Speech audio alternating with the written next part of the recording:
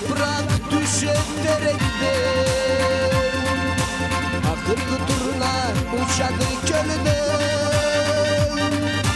Karayma senge gözlerin tanımay, ketkenem ol kül bir söz ayt alamay. Kaydan da kördüm yolumda seni, paramın tarıda koymaydım eli. Gözle gözle geç yarık bögelle, yüreğime sır sana yeltelle. Kansık bolğanıma çıday almayma, arabız deniz atlay almayma. Unutma beni bek sügenimi, süymeklik nasip dök gel cerimi. Kaydan da kördüm yolumda seni, paramın tarıda koymaydım eli. Gözle gözle geç yarık bögelle,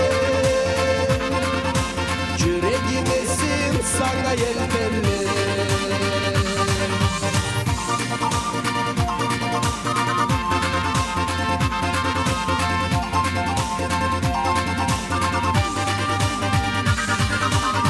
Ömründe kederik bolmaz, Allah salgan yürek şarabı. Senge barırgam ben jol tapmayman, dertеңiz bolgan bizni arabız. Kaydan da kördüm yolumda seni, paramın tarıtat koymaydım eli. Gözle geç yarık bögelle, yüreğim esim sana yeltelle.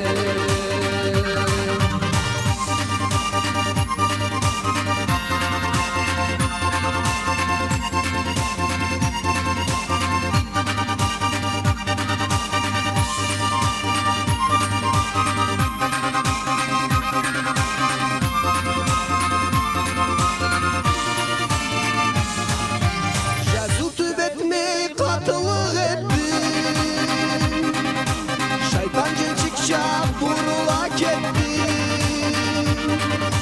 durabız enta algınca köyü,